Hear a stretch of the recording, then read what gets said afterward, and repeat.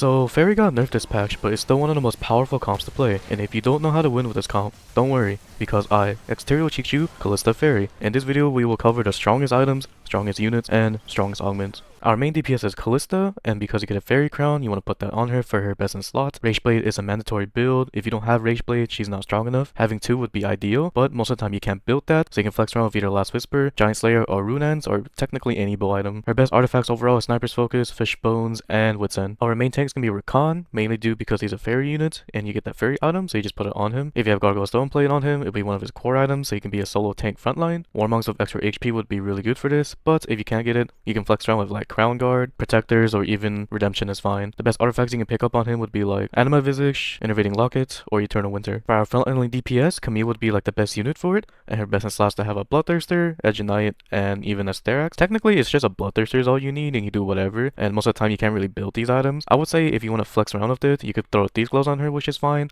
Or you can like get like other healing items such as Hodge and other like bruiser items such as Titans. Anything works as long as you can put items on Camille, she's good. And her best artifact items would be Silver Mirror. This item is actually really OP on her because she can one-shot everything. Death Defiance makes it where she lasts longer in fights, and you can never go wrong with Affinity Force with extra stats. The best emblems to choose for this comp would be either Faerie or Preserver, since you'll be playing a lot of Preservers. Having extra Preservers would help a lot. And since we have Pan this set, you can reforge it to turn to a Spat, because Spat plus Tier equals Faerie, or if you have a Spat and you want Preserver instead, reforge that into a Pan plus Cloak equals Preserver. For our opener, the best ones to have is Tristana DPS, because she's a Faerie unit, and she could be the Kalista item holder. For our main tank is going to be Lilia, she's also a Faerie, and on top of that, she's also a Bastion, so she's a pretty decent tank. Throw an extra unit such as an extra Faerie, either like Katarina or Seraphine. Since Lilia is a Bastion, having Poppy will help that a lot, and since Tristana is a Blaster, having Rumble in would help with that Blaster trait. The default level 8 board you'd be most likely playing, which is basically like lower cost units, no 5 cost, is having Kalista, and you transfer the items from Tristana to Kalista. Rakan, transfer the Lily items to Rakan with like the remover that you get, and since Rakan is a Preserver, you throw in Zillion for that, and Zillion is also a Chrono, so you throw in Jax, that's a Chrono, and Jax is also a multi-striker with Hecarim, so you can activate that multi-striker for Kalista, and then just throw in like a bunch of the rest of the Faerie units such as Tristana, Lilia, and Katarina. The real level 8 board is when you check out Jax, you throw in Camille, and you switch out Tristana for Emilio. If you have a Spat, just throw it on Camille, or you can do this, where if you have an extra Spat, just take out Katarina and throw in Bard. That should be good enough. Once you hit level 9, you just throw in Morgana for a +1 to get extra Preservers on the board, but if you can't find Morgana, you could just throw in a Bard, that's fine. If you want to play for 9 Faerie, you just take out Zillion for Jax, and just take out Hecarim from 1 extra Faerie. The reason why you want Jax and Camille is because you also get Chrono, and Chrono is very powerful with Faerie. The big thing is if you want to win with Faerie, you have to level 2 the Camille or the Morgana, since the legendary units is actually like carrying you very hard for this comp. Since you lack the super broken tank from last patch, which was Rakan, he won't last as long anymore like he used to, but this comp is still very strong since Kalista is just OP overall. But to compensate for like the lack of tank, just 2-star one of the legendaries such as Camille or Morgana,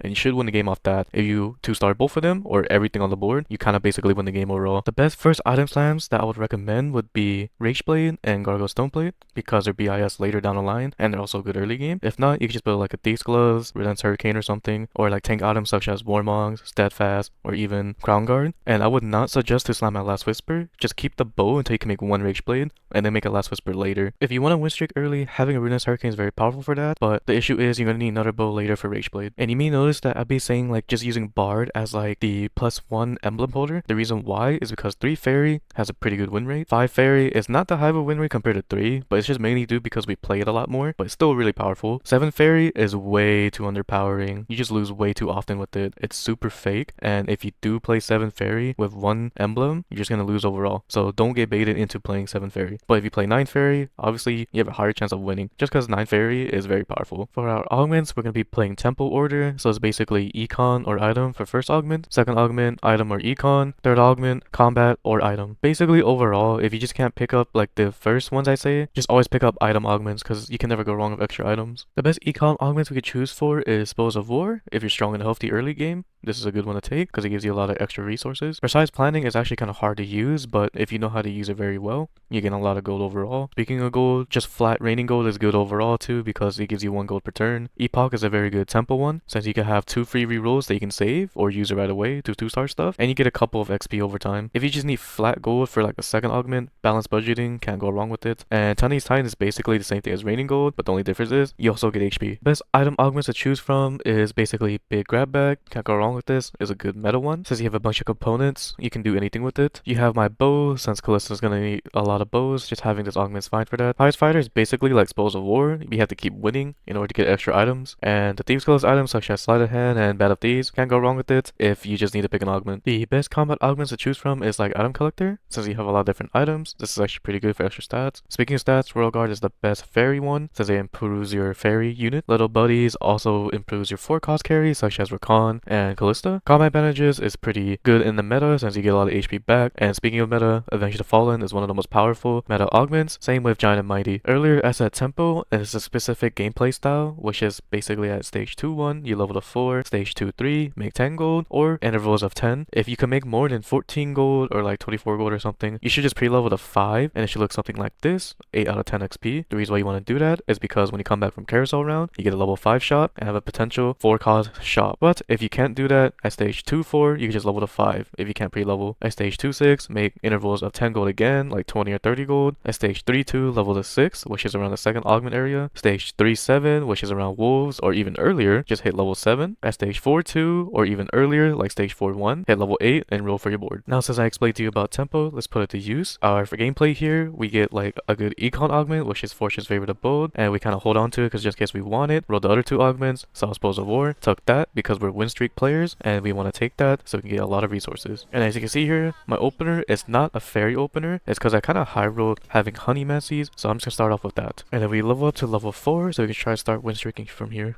On stage 2-3, we currently have 9 gold.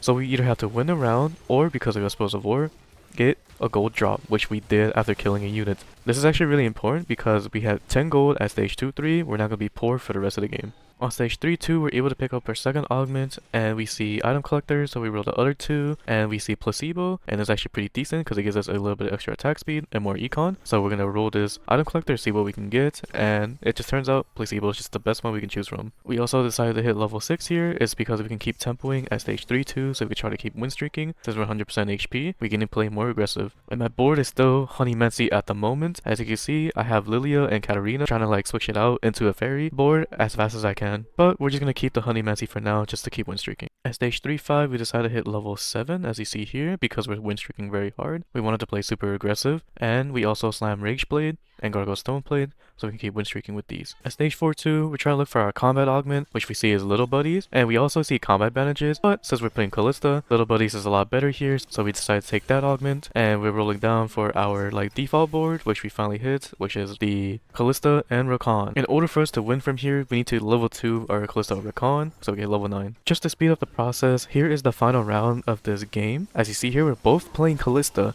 so that goes to show like how strong Kalista comp actually is still. And the thing to note is I most likely will lose this game because I only have Camille 1 compared to him. He has Camille 2 that can delete everything. So having a legendary level 2 means a lot. A good thing to note about this gameplay is that even though I got a second place, the only reason why I made it this far is because I econ really well. It could have been a first if I just hit my legendaries. And that's it for my Kalista Faerie comp guide. If you have any questions, just let me know in the comment section down below. Until then, later.